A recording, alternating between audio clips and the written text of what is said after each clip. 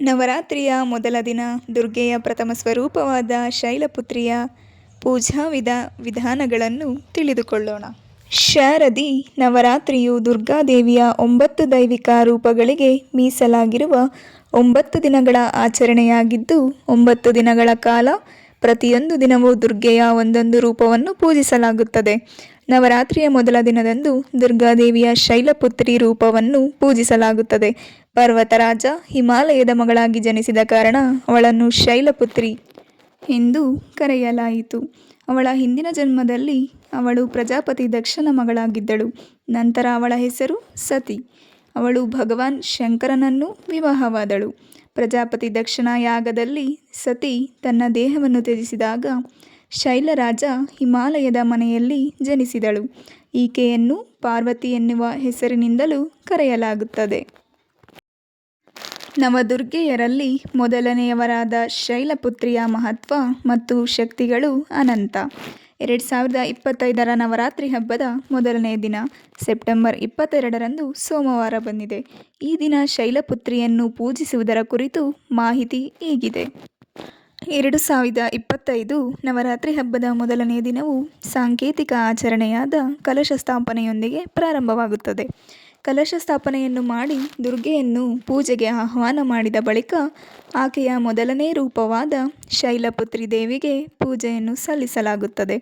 ಶೈಲಪುತ್ರಿ ದೇವಿ ಪೂಜೆಗೆ ಶುಭ ಮುಹೂರ್ತ ಹೀಗಿದೆ.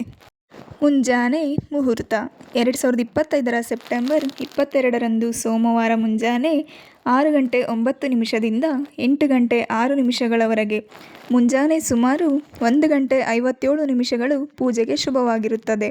ಮಧ್ಯಾಹ್ನದ ಮುಹೂರ್ತ ಬೆಳಗ್ಗೆ 11:49 12:38 ಇರುತ್ತದೆ. ಶೈಲಪುತ್ರಿ ದೇವಿ ಪೂಜೆ ವಿಧಾನ ಮತ್ತು ಮಂತ್ರ. ನವರಾತ್ರಿ ಮೊದಲ ದಿನದಂದು ಬೆಳಗ್ಗೆ ಬೇಗನೆ ಎದ್ದು ಸ್ನಾನ ಮಾಡಿ ಸ್ವಚ್ಛವಾದ ಬಟ್ಟೆಗಳನ್ನು ಧರಿಸಿ ನಂತರ ಪೂಜಾ ಸ್ಥಳದಲ್ಲಿ ಘಟಸ್ಥಾಪನೆ ಅಂದರೆ ಕಲಶ ಸ್ಥಾಪನೆ ಮಾಡಿ ಶೈಲಪುತ್ರಿ ದೇವಿಯ ವಿಗ್ರಹ ಅಥವಾ ಚಿತ್ರವನ್ನು ಸ್ಥಾಪಿಸಿ ಅವಳಿಗೆ ಅರಿಶಿಣ, ಕುಂಕುಮ, ಅಕ್ಕಿ ಧಾನ್ಯಗಳು, ಬಿಳಿ ಶ್ರೀಗಂಧದ ಪೇಸ್ಟ್ ಮತ್ತು ಬಿಳಿ ಅಥವಾ ಕೆಂಪು ಹೂಗಳನ್ನು ಅರ್ಪಿಸಿ ಧೂಪದ್ರವ್ಯ ಮತ್ತು ದೀಪಗಳನ್ನು ಬೆಳಗಿಸಿ ದೇವಿಯ ಮಂತ್ರ ಓಂ ದೇವಿ ಶೈಲಪುತ್ರೇ ನಮಃ ಎಂದು 108 ಬಾರಿ ಪಠಿಸಿ ಅಥವಾ ವಂದೇ ವಾಚಿತಾಲಾಭಾಯ ಚಂದ್ರಾರ್ಧಕೃತಶೇಖರಂ ವೃಷಾರೂಢಂ ಶೂಲಧರಂ ಶೈಲಪುತ್ರಿಂ ಯಶಸ್ವಿನಿಂ ಈ ಮಂತ್ರವನ್ನು ಪಠಿಸಿ. ದುರ್ಗಾ ಚಾಲಿಸವನ್ನು ಕೂಡ ಪಠಿಸಬಹುದು. ಪೂಜೆಯ ಕೊನೆಯಲ್ಲಿ ಶೈಲಪುತ್ರ ದೇವಿಗೆ ಆರತಿಯನ್ನು ಮಾಡಿ. ದೇವಿಗೆ ನೈವೇದ್ಯ. ಶಾಸ್ತ್ರಗಳ ಪ್ರಕಾರ ಶೈಲಪುತ್ರಿ ದೇವಿಗೆ ಶುದ್ಧ ಹಸುವಿನ ತುಪ್ಪ ಅಥವಾ ಅದರಿಂದ ತಯಾರಿಸಿದ ಸಿಹಿ ತಿಂಡಿಗಳನ್ನು ಅರ್ಪಿಸುವುದು ಅತ್ಯಂತ ಶುಭವೆಂದು ಪರಿಗಣಿಸಲಾಗಿದೆ. ದೇವಿಗೆ ತುಪ್ಪವನ್ನು ಅರ್ಪಿಸುವುದರಿಂದ ಆರೋಗ್ಯ ಮತ್ತು ರೋಗಮುಕ್ತ ಜೀವನ ದೊರೆಯುತ್ತದೆ ಎನ್ನುವ ನಂಬಿಕೆ ಇದೆ. ನೀವು ತುಪ್ಪದೊಂದಿಗೆ ಸಿಹಿ ತಿಂಡಿಗಳು ಅಥವಾ ಸಕ್ಕರೆ ಮಿಠಾಯಿಯನ್ನು ಸಹ ಅರ್ಪಿಸಬಹುದು. ಶೈಲಪುತ್ರಿ ದೇವಿಯ ಕತೆ. ನವದುರ್ಗೆಯರಲ್ಲಿ ಮೊದಲನೇ ರೂಪ ಶೈಲಪುತ್ರಿ ದೇವಿಯದ್ದು. ಈಕೆಯ ಶುದ್ಧತೆ, ಶಕ್ತಿ ಮತ್ತು ಭಕ್ತಿಯ ಸಾಕಾರವೆಂದು ಪೂಜಿಸಲಾಗುತ್ತದೆ.